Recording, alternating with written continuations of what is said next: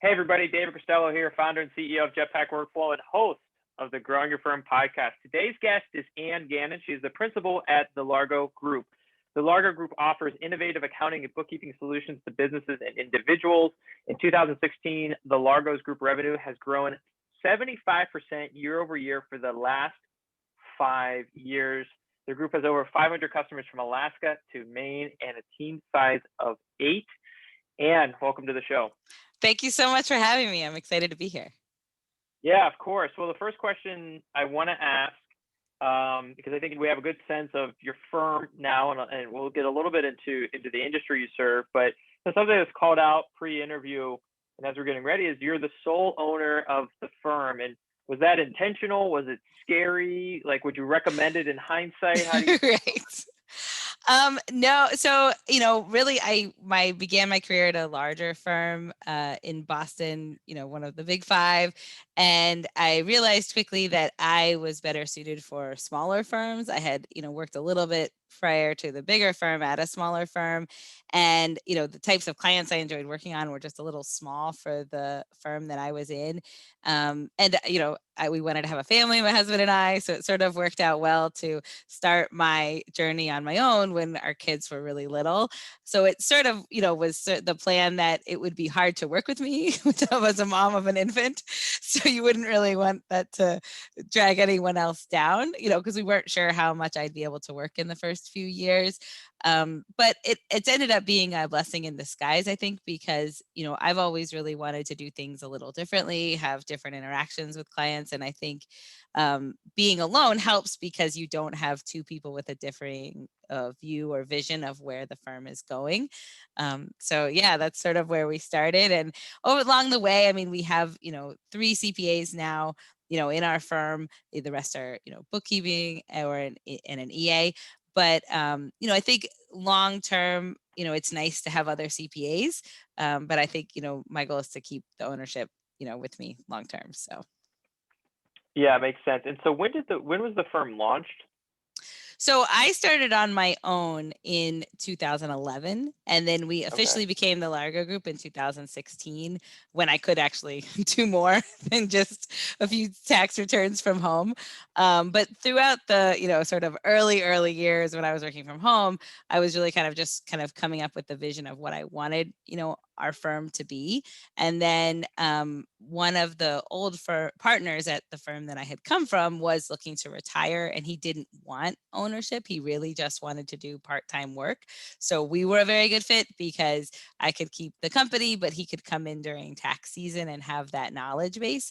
So it actually ended up being a great relationship. He's still with us, part-time, and it gave us the ability to have some longer term clients that he'd been with, 40 years as part of our book of business at the beginning. Got it. And so, coming, and is that Rich? Just looking at Norm. the website. It's Norm on our team. Norm. Oh, okay, got it. Oh, Director of Tax Services. Awesome, Yes. Awesome. Yeah. So we'll get to Rich because he's the COO, and I think that's a big pivotal moment for many firm owners.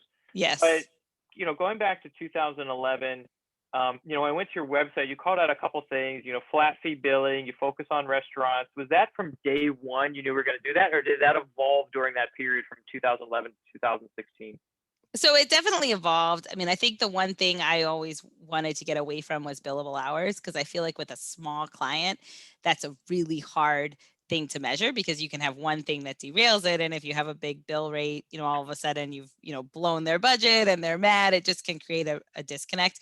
So I always wanted to be very sensitive to a smaller client, setting the stage of this is what it's going to cost in advance. So just that there's better communication and then they're not fearful when they call you. So that was always one of my go-tos, was at least making it something they knew the price in advance. If we came up with something that needed to be more, we had that communication, but they weren't fearful that I was going to overbill, or in their eyes overbill, for the service. And then in terms of restaurants, that really became something that I've always loved. Hospitality. I grew up playing competitive golf, so I grew up in the hospitality world. And the one thing I would tell, I think accountants is, for me, when I was studying accounting, and it was always something that I tried to make real to really understand the story. And I think what happened at the big firm is you see people, kind of burning out or people not loving what they do. But I think it's because you lose sight of the story. So for me, when I was there, I'm like, this is weird because I liked the classes, I like accounting, but I don't like this, So I kind of wanted to go back to the type of businesses that I was excited by. And for me, it was hospitality. But I think in accounting, if you can find something you genuinely are interested in or a business that you're interested in, it just creates a better client because you remain curious. Where if you're just kind of chasing the dollar, it's like, ugh, this work gets old really fast. So for me, hospitality, selfishly, I love the hospitality industry. But, I think my one advice would be find what you love because there's such a need for accounting. You can find a great client if you love the work. Yeah, just as an example of that, I mean, I love that point. We were on an interview the other day. I think by the time this goes live, it will already be posted. But we had a firm owner on who just loves social media. She loved TikTok, and she's become the accountant for TikTok influencers, right? That's awesome.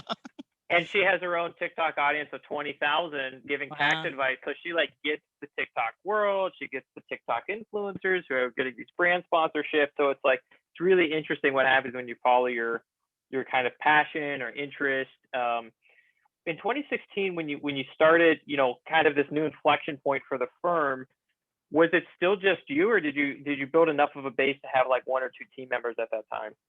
No, the first tax season where where Norm kind of came in and we were more full time, that this was really something I was going to do full time. It was just Norm and I. So it was a very long tax season. He was very patient. I had to be the admin. I had to be the preparer. I mean, it was tough. And I was trying to grow our bookkeeping work at the same time. So it was a lot the first year. But I think it helped to kind of see what we needed. I Yeah. don't, I look back and think, it would have been almost harder if you had hired someone right away because we just truly didn't know our own system. So it gave us time to build out what we needed and then really see, what is tax season for us because, in the unique way, your bookkeeping clients and I'm sure people listening know this, but, your bookkeeping clients still need bookkeeping work. And then yet you have this tax season. So I think until we could kind of see how the two books work together, it would have been hard to bring on someone right away. So the first year was just me. Yeah, and it makes sense. And I'm always a fan of the philosophy: hire when it hurts, because then you Oh, yeah. know exactly what you need. The problem is you got to go through pain. A lot That's of the me. only Yes. downside of that. So Yes. first year you're growing 75%. Second year you're growing 75%. I mean, where is this growth coming from? Is it the existing base, word of mouth? Is there a growth channel you really hit on? How did that work?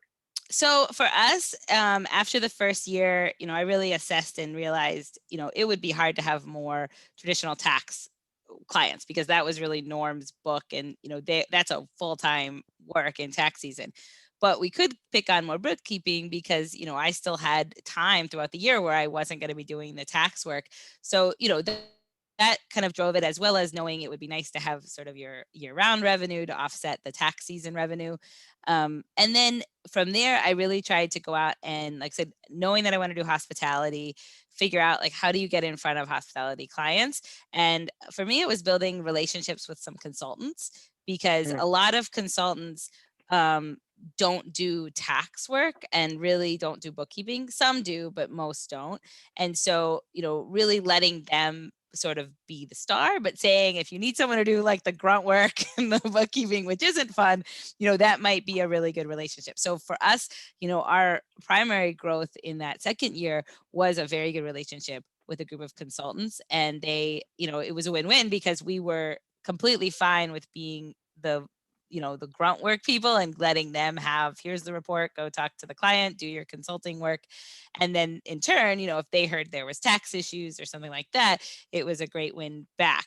So I would definitely recommend, reaching out to consultants because I feel like a lot of times they don't know that you're not, even if accounting firms call it consulting, it's a different consulting than what, more of your operations consultant does. So it's a great lead source because to them, the hardest thing is getting reliable numbers. So a Hmm. client might tell them they have a P&L that's right, but it's not right, because the client doesn't know or the bookkeeper doesn't know. So I think that's a great lead source for whatever industry, you're looking to go into. And these consultants, what's a common deliverable? Are they helping with forecasting? Are they CFO consult? Are they marketing consultants, or like how to lay out your Well, store better consultants? Like what do they typically do? I think your best, if you're really looking, and again, I think every industry is different, but especially now, there's so many operational consultants or people who are really trying to be a controller for hire. And a lot of times to them, they have a basic knowledge of business, they have a basic knowledge of operational accounting, but you still need someone who's going to do the bookkeeping work, and you still need someone who's going to do the tax return.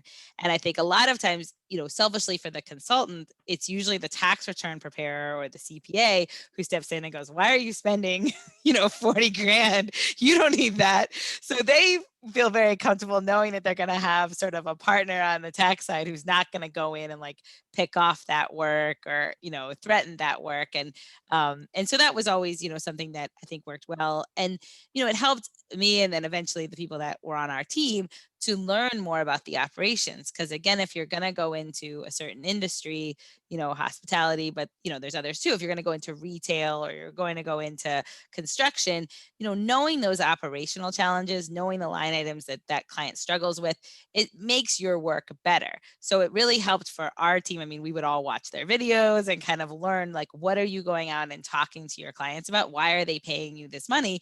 Because obviously you're valuable, but we need to know what those numbers are supposed to be saying too, so that the accounting can tell a better story. So I think, again, going in with that curious mindset, especially like if you're going to do construction, I mean, there's so many operational coaches out there, and I think that's an awesome pair for a CPA to be involved with.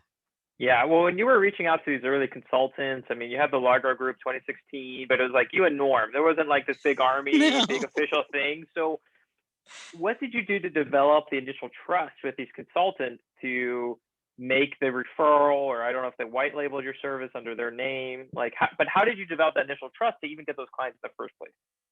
Well, I really think it's the way that we handled our clients. So, especially with hospitality, but I would say most small business clients, they're tough, right? Like they don't know deadlines, they don't have an organized system. And I think a lot of times if you're in, a traditional accounting firm, you get frustrated by that type of client. And I think they wanted to make sure that we were never going to talk down to their client, because a lot of times, their clients were all over the country. They were in like sometimes rural areas who just didn't know, the way a Boston CPA firm would do things. So you can't really go in and be like, you're doing it wrong, or, you don't know what you're doing. Mm-hmm. So I think their biggest thing was making sure that we were going to help, but we weren't going to cause frustration. And that if we did have an issue where we couldn't get information, we would communicate openly with them too. So we wouldn't just say, oh, we can't do it, we don't know. We would reach out to them and say, hey, can you help us, get a good sales report, because this doesn't look like the right sales report, or, whatever it was. So, I think that really helped. And just being open to trying to build a system but also understanding that the client truly may not know a better way to do it. Yeah, well, yeah, and we'll get to COVID, because I'm thinking this is like pre-COVID, where you can meet people in person. But I know. what was the initial outreach, right? Like you have this list, you Google search, restaurant controller consultant, or whatever. You get your list. How, what do you say to them? Hey, I'm Anne. I do Well, some things. I Please actually talk to found, me. Like, yeah, no, I know. So I actually went to shows back okay. when there were shows. So I went to hospitality shows, any show that I could get an invite to. I offered to do free talks.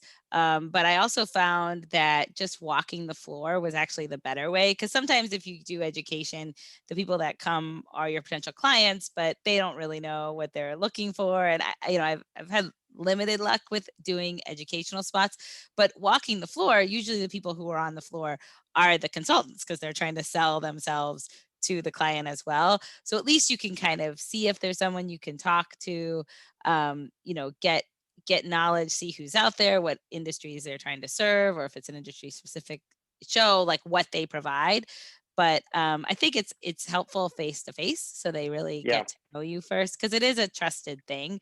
And so, I do feel like I was incredibly lucky with the consulting group that took us under the wing at the beginning. But I also think that it proved a need, that there is an incredible need for accounting out there. So, even if it's an industry that is smaller, or you have, like you said, the TikTok, I mean, finding that specific niche and then who else is in that niche, I think is such a better way to go than trying to be all things to all people.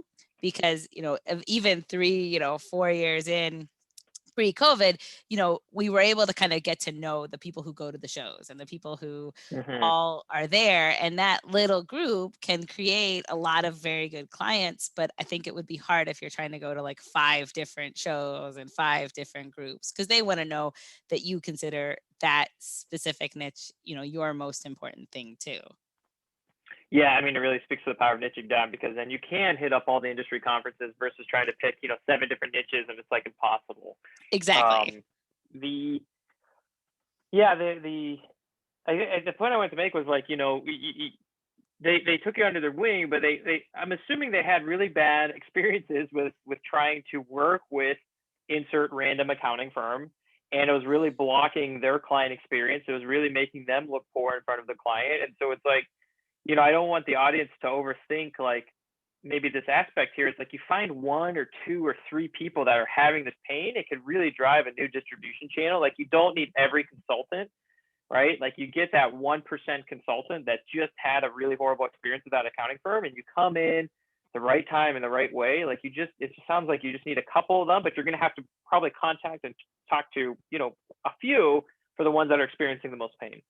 Well, and it could be as simple as, in your local market, if there is a networking group, because there's so many people that are trying to do life coaching, business coaching.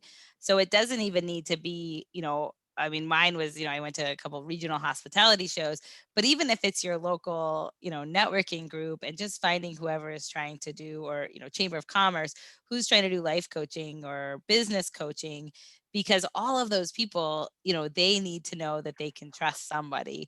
And I guarantee that they, probably don't have a fantastic relationship with a CPA. Or if they do, be nicer, you know, sell yourself, because I do think, that's the biggest thing. Like you said, I think everybody has had clients that had bad experiences with accountants. It just happens. And sometimes it's the fault of the accountant. I mean, looking back, it was like, some of these are hard clients because they have no idea. I mean, I remember one year, the first year, it was like the 3:15 deadline, and I called one because I hadn't heard from him, and I'm like, "Oh, are you going to go on extension?" And he's like, "I thought the deadline was September." Like, oh my God. They have no idea. So, but I think you kind of realize that there's a way to do it better. And I think that's the most important part. But I would tell, like you said, don't overthink it, because even in your like your chamber of commerce, I bet there's someone who's trying to build a business coaching or operational coaching. And it's a good referral back, because, I would always be very clear on, I look at things from an accounting perspective. So even though I know your cost of goods, I have no idea, if you bought too many tomatoes. Like, that's just not in my Mm-hmm. wheelhouse. I know your cost of goods went up, but I don't know operationally your chef doesn't know how to cut tomatoes, and that's why your cost of goods went up. And I think them knowing that and respecting their knowledge, even if they're not a CPA, that also goes a long way to say, you have industry experience I'll never have. I've never, I'm not a chef. I hate to cook. So, I give you guys the win there, and then, we'll handle the tax side. Yeah, well, to fast forward to the wild year of 2020, you're obviously serving an industry that got hit so hard by COVID, like arguably the hardest, right? And so, Oh yeah. what was 2020 like for you? Before we dive into hiring the COO and what that world was like, and but I'm just curious, like what did you see on the front lines in 2020? Because you're still here, the firm seems to be doing well. So what happened in 2020? Well, it was interesting. So our biggest consulting relationship actually fell apart in 19. So that was a little bit eye-opening, because we were relying on them for leads. Oh, I And see. I think it was a good lesson to me that, we now were at a point where we could stand on our own, that they were great at the beginning and really helped us, get leads, but we now needed to be our own lead generator. So at the end of 19, we really started to kind of figure out, okay, like, what is our process? What do we want our clients to do to get from this relationship and, sell it to them? So it's not just bookkeeping, but there's a way that we do it that if you do it with us will make your life better. And I think standing behind that really helped. And then 2020 came and you're like, wow, okay, now we have this.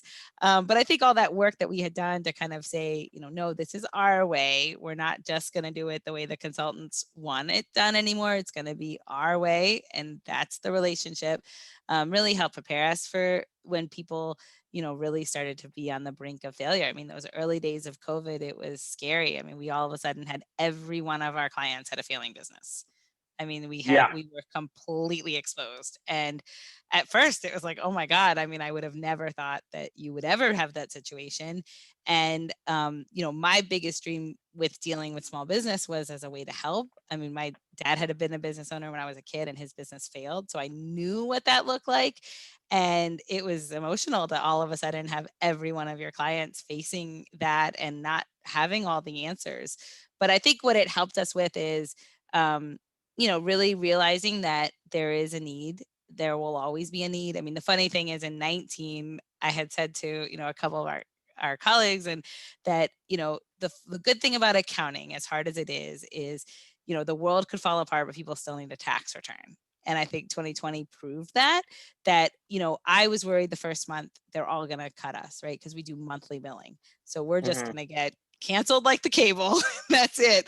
But very few did because they knew like they need us. And that was very, comforting to know that even in the worst, they weren't saying, I'm sorry, we're going to leave, because they know they need tax return, they know they need advice, they know they need help to get to the other side. So, really this year for us has just been about kind of trying to redefine it, be flexible, be helpful. I mean, I just really tried to be there. Whatever they needed, I could help with. Like, there's no rule here. If you want me to go look up some weird grant from your state, happy to do it. Like, whatever you need, Yeah. just so we could keep that relationship afloat. Yeah, it does speak, to being flexible about, PPPs coming in, new grants are coming in, new loan opportunities are coming in. Were you able to grow in 2020? Did you have a flat business? Did you have a decrease? Like, how did that hit like the revenue of the business or the Well, firm? I mean, and I mean, I think what, for me personally as an owner, again, being a sole owner, those were scary days in April because you're alone. oh, the whole And world stopped. and you're like, and I Yeah, have hospitality clients. So outside of Norm's book, we were not looking good. But it also made me realize that while the relationship with the consultants had kind of ended, we did need that other piece or that voice or that operational voice. And I think that was what, prompted me to bring on the COO, Rich Dunham, who's been amazing. And I sort of just threw it all out there, met him one day in COVID, socially distanced, and just said, here's where we are. We're 90% hospitality in the middle of a pandemic. I have this view that we're going to be fine. I have this vision of where we can go. I think we are hitting a need, but it's sort of a leap of faith if you want to join us. And he did, which was awesome. so Rich was hired in 2020. So clearly the business was okay enough to be able to bring on this senior operations hire. When you say put it out there, did you put it out to your network, or did you literally put a job posting out like looking for a COO? No, so I ended up because in the early days of COVID, actually with the consultants, we did a joint cash flow mastermind, which had been great. I mean, it was, we ended well, and it was good, but but we ended up getting a really big audience for those first weeks of COVID, and it was pretty much, him and I on a Zoom call, just like, all right, we know this is hard, but here's what we're gonna do. Let's work on this week, and just to try to keep people's spirits up. Because for Yeah. hospitality, I mean, they are used to working like 80 hours a week and they were home. And it was like the Wednesday at 1 o'clock was like the highlight of everybody's week, including myself. And so, but in the process of that, Cisco had really started to promote this cash flow call just to get people, communicating. And so, as we started to be on better ground, I also realized like, I can't be the only one on the phone. And my team is great, but they're busy. And, we had 3 women who were all home with kids, so they couldn't get on the phone. Oh man. And so it's like, you need like somebody else who knows what they're going through. So that operational need was there again. And so I reached out to Cisco, one of the head people there, and just said, do you have anyone who maybe has been let go, or their teams were getting cut left and right? Do you have a high level person who might be looking? And she sent me right back right away, and she's like, you guys are going to do amazing things. Give him a call. And so it was like 2 days later he was with us, which was amazing. So Amazing. Yeah, I mean, it's amazing what happens when you ask, right? And so right. Rich's typical week, like what is he responsible for? What parts of the business has he taken on and leads? And then what are you focused on now with Rich on board? Well, I definitely feel, and I would say this even, larger firms than us, because the one thing I noticed when I worked at a larger firm is I've always been entrepreneurial. So I would like sit outside of the door of the managing partner of our Boston firm, and I would just listen all day. I'm like, what do they do? Because this is really boring, but I want to do what they're doing. And it's hard in a CPA firm because CPAs love to work alone. They don't always want to talk to everyone and communicate, and they kind of want to build their own schedules. And so, we used to call it herding cats. It's hard.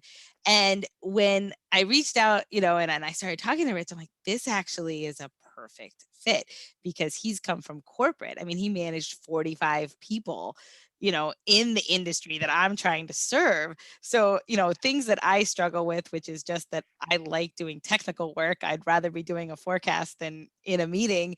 This is his wheelhouse, and he gets customer service. He loves talking to people, and he loves building a team. So for me, it was such a win-win because I could just relinquish all of that to him. We communicate every day. I mean, he jokes because he's a big golfer that he's the caddy. So he's like, okay, Anne, that's a great idea, but we're going to do this. And I'm like, that's perfect, because he's just more operational than I am. And I'm sort of the big thinker. So I definitely would encourage anyone, because I think in accounting, you get so used to, and, especially big firms, even little firms, that if you're not a CPA, you're not in a leadership role. And I think with Rich, it's awesome because he's not a CPA. So he sees it differently, but he also sees it the way clients see it, the way, corporations would see it. And it's just this different viewpoint that you wouldn't get from somebody who's a CPA. It's just a different background. So so in this sense, from the organizational chart perspective, are 6 people reporting directly to Rich at this point, Yes. and then Rich is reporting to you? Yes. Okay. Yeah. Cool, And it cool. works because even though he's not technical, we really have a process. We build out a process. So he's not reviewing the work. I mean, I still review the work, but he's, making sure that if you had something on your schedule this week, it's done. Or if there's follow-up for the client, it's done. So there really is no excuse of like, well, I didn't know how to get this done. It's all about, communicating with the client, making sure the workflow is there, or if it's not, we know why. And then obviously technical review, that would be me, or we do have, 2 other CPAs, but, he's really managing all of the workflow.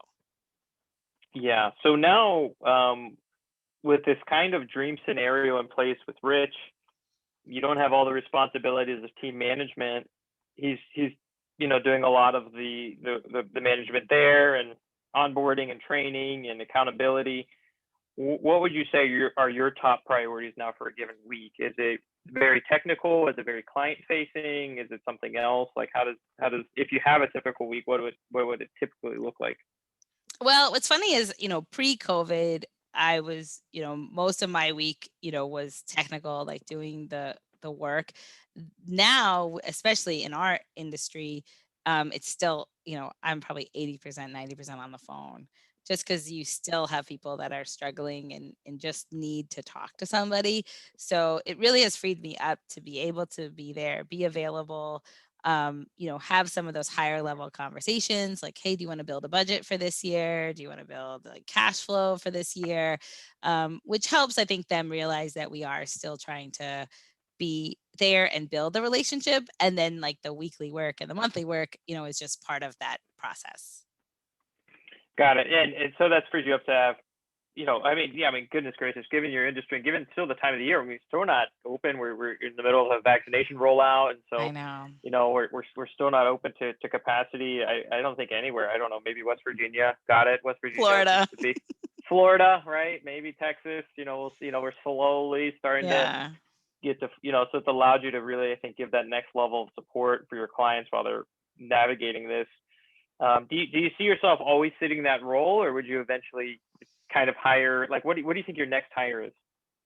Oh, that's a good question. No, I mean, I think in some respects for us now, it's just, um, I would still like to do the client communication. I think that's really important. I think it's good to drive their need first. Like, what are you really looking for in, monthly accounting or tax relationship? Like, there has to be a reason that you're coming to us versus, doing it yourself or just someone down the street. So I think the more that I can identify the need first, that really sets us up for success.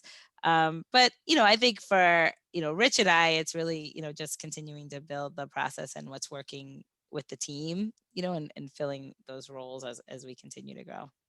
Awesome. Yeah. So the final question I have, because it's so unique for the Largo Group, I don't see this very often. So, like, you have something called the Champions Retreat. You have something called the Largo Group Academy. Walk us through what those two things are, who they're for, why'd you launch them? They seem pretty neat, pretty atypical. So I'm curious what the backstory there is. Well, so the Champions Retreat, pre-COVID, what I did love about our relationship with the consultants was that they actually would invite me out to their group. They had a high-level group that met quarterly. And I think what was so important for that is getting to spend time with your clients outside of their operation. Because even if you go meet someone in the restaurant, they're thinking about 12 different things at the time. So they might have a half an hour, but it's very rarely that you have their focus. But, what was great about getting to go is they would take them out of the restaurant and we would be able to spend a couple of days together. So now that COVID is sort of, settling down, my goal is to really have more regular times like that, because I think it gives everybody a time to kind of set back, think about what their next goal is for the next 6 months or next 12 months. And it helps us to really get to know them and build that relationship. So, I think that'll be the first of, several that we'll do going forward. And then the Largo Academy. Oh, sorry, Yeah. just to clarify before the Academy. So so Champions Retreat, the 2-day event. So it sounds like there's a couple of different speakers in here. There's a round of golf. Seems pretty neat. Is it free for premium clients, or is there a fee No, so we're associated with just it? doing it where people pay. I mean, they get a lot for it. They get a couple of Yeah. meals. It's at a nice resort. But really didn't want to set a tier, because I feel like if anyone's worth, willing to pay and come to the event, that's a great thing. And, I don't want to set it to where like one person is more important than another. But I think the big value too is, getting breakout time with us one-on-one. So you can really have that, Okay. like, let's have a budget conversation when you're not in your restaurant and worried about what people are hearing or seeing, but really thinking long term for the client. So I think it'll be a great, a great time, and people will really see value in it. Yeah, that's awesome. So it looks like it's about $750 a person. It's multiple days. It comes with meals. You get to connect with your clients on a level that's above and beyond. Like, it's amazing because you get to add value, but you're also getting a lot of client market research, right? You get to hear what's Yes. going on the front lines. You get to play golf. Like, it sounds like a lot of fun. What is the academy? What is that about? How did it get started? And what's the genesis behind that concept? So I'd always wanted to do something with education, because when I was first getting us off the ground, I actually worked at a college part-time teaching accounting while I was, kind of trying to grab clients and grow the business. So I've always wanted to go back to, some education, because I feel like the biggest thing is there's such an education gap when it comes to accounting. People don't learn it very well in school, and then they get out in the real world, they know they need it, but they don't know how to get the knowledge. But it really came from COVID, because those early days, our clients were so paralyzed with fear and nobody knew what to do. And so I'm like, well, I'll just write a 4-week like financial accounting course, and teach them accounting. So, and Why I did not? not their books. Like, I literally did it like the old school, accounting course. And we're going to look at this company this week and then this one the next. And it was great. I mean, they loved it because it was free, and they could just go in and learn about a balance sheet or a P&L. And, so for us, now that that's behind us. We want to continue offering education courses. We do have those, still on YouTube, and then doing a couple that do have a little bit of a cost, because there is a little bit of a segment where you will get, time with us. You'll get like 60 minutes with us or 2 calls with us, whatever the topic is. But I think there's such a need for education, and it helps people to know that you can be a resource and they can learn more too. So Yeah, I love it. It's such a good way to kind of, I mean, this is maybe not the language you use, but it's almost like a great either entry point to learn more about your firm. So it's a good like acquisition channel, or it's a good downsell for maybe it's a client that they're just not ready to either make the switch. Maybe I don't know, whatever reason, they could start with $99, so there's a free thing, and it's a great way to start the relationship in a scalable way, which yes. I think is pretty cool. And this has been a lot of fun going on this journey of building Largo Group with you and taking away so many lessons. If somebody wants to reach out, say thank you, learn more about everything you're involved in, what's the best way for them to connect with you? So go on our website. There is a way to fill out a form at the bottom, and that'll come to Rich and myself. And, I would really encourage everyone. It's, find what you love, find what you went into accounting for, because it will make it where you don't hate it. You'll still get frustrated at times, but, I think if you can get beyond following the dollars and really go and find something that you're curious about, it makes all the difference, because there's such a need out there, even with technology. There's such a need for people to have a good accountant. But like you said, the niche is so important, and it can be anything. There's so many niches and out there. So, best of luck to everyone. Yeah, I love it. That's the largogroup.com. And if you couldn't jot down all the notes, the takeaways, we'll do a full recap at jetpackworkflow.com/blog, jetpackworkflow.com/blog. If you want to link out to the Largo Group, or we're going to jot down 1,000+ words of takeaways from today. So if you want to digest all that content, go to there. If you enjoyed this episode, help us get the word out, find more firm owners like Anne to come on the show, leave a positive review. If you really loved it, share it with a fellow firm owner that needs to hear content like this. We're sometimes so isolated as a community that just hearing what somebody else is doing could be the motivation to take the next step for your firm. And this has been a real treat, and thanks again for coming on. Thank you so much. Have a great day.